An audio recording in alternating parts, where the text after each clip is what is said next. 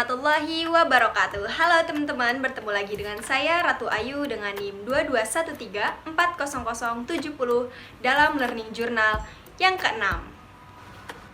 Jadi teman-teman, saya di sini akan memaparkan apa saja yang telah dibahas pada pertemuan kemarin tanggal 16 Oktober 2024. Jadi teman-teman, pada pertemuan kemarin kita membahas mengenai gaya dan juga tema dalam film dokumenter. Jadi dalam film dokumenter, gaya-gaya itu dibagi menjadi 4. Yang pertama ada expository atau direct cinema, yang kedua ada participatory atau observasi, yang ketiga ada reflektif, yang keempat ada puitis. Masuk pada pembahasan pertama mengenai gaya expository ataupun direct cinema dalam film dokumenter. Apa sih direct cinema itu? Jadi, direct cinema ialah pengambilan secara langsung yang menekankan pada durasi yang panjang. Jadi biasanya pada gaya direct cinema ini, pembuat film itu sebagai pengamat saja, tanpa mengubah apa saja yang dilakukan subjeknya ataupun mengaturnya. Jadi di sini pembuat film itu hanya merekam saja, tidak bisa mengatur ataupun mengubah apa saja yang dilakukan oleh subjeknya. Contohnya pada film Chronicle of a Summer pada tahun 1961. Jadi pada film ini tuh menceritakan tentang orang-orang Paris yang melakukan aktivitas pada musim panas. Contohnya pada scene ini itu orang-orang Paris itu melakukan aktivitasnya seperti mengobrol, kemudian kayak minum, makan dengan teman-temannya seperti biasa.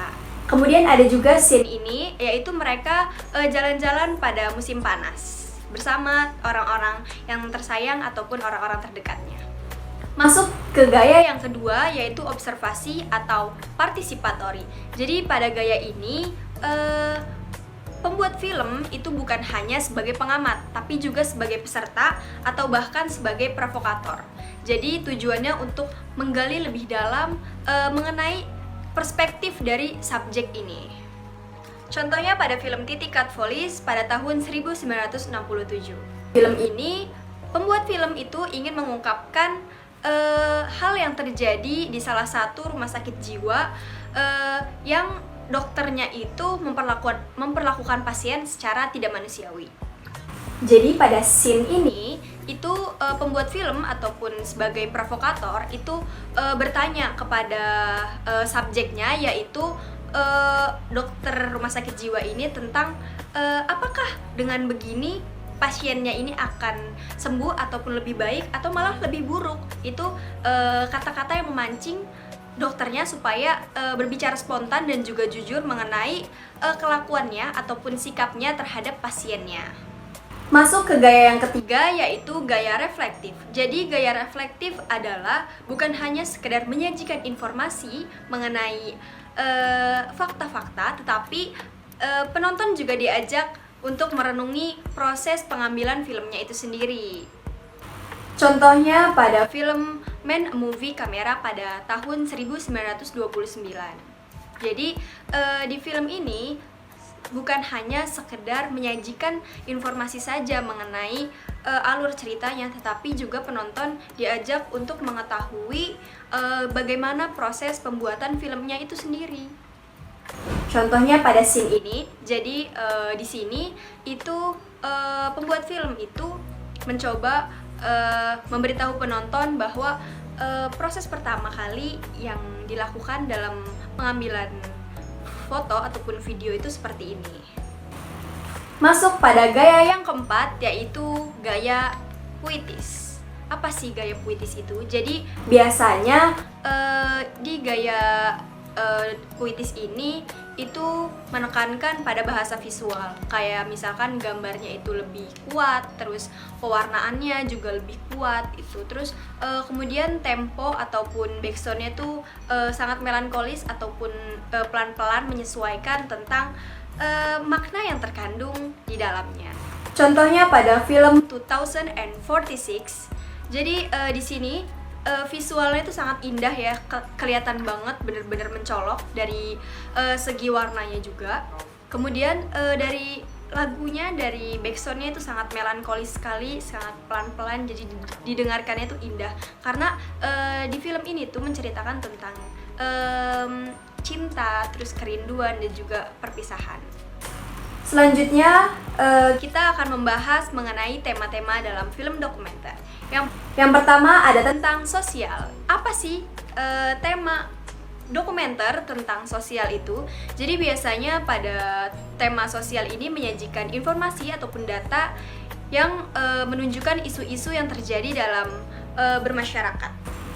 Yang kedua, itu ada tentang politik. Jadi pada film dokumenter yang bertemakan tentang politik itu bisa menjadi jendela kita untuk mengetahui dinamika kekuasaan, kemudian perjuangan ideologi dan juga isu-isu kompleks mengenai politik. Yang ketiga yaitu ada film dokumenter bertemakan tentang ekonomi. Jadi pada tema ekonomi ini bukan hanya sekedar penyajian angka-angka ataupun data saja, melainkan mengenai kisah-kisah nyata yang juga menceritakan tentang kebijakan ekonomi yang berdampak pada kehidupan manusia. Yang keempat yaitu tema tentang pendidikan.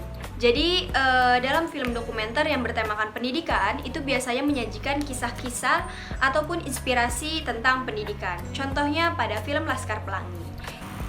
Yang kelima ada tema tentang sejarah. Jadi dalam tema sejarah ini bukan saja menyajikan fakta-fakta yang ada, tetapi menarik kita untuk melihat apa saja yang sudah terjadi pada masa lalu yang membentuk dunia kita yang sekarang. Contohnya pada film G30 SPKI.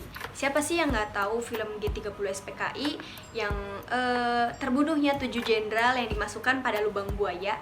Itu kan sangat menjadi kesedihan ya bagi bangsa Indonesia ini dalam melakukan perjalanan menuju kemerdekaan ini. Yang keenam yaitu bertemakan tentang alam. Jadi kita yang pengen tahu tentang alam yang ada di dunia ini, mulai dari selatan sampai utara, itu kita tidak perlu repot-repot harus pergi ke sana. Jadi pada film dokumenter tentang alam itu menyajikan tentang keindahan-keindahan yang beragam dalam dunia ini. Tema yang terakhir pada film dokumenter yaitu tentang biografi. Jadi pada film dokumenter tentang biografi itu biasanya menyajikan kisah-kisah ataupun cerita inspiratif tentang tokoh-tokoh yang berpengaruh pada orang banyak.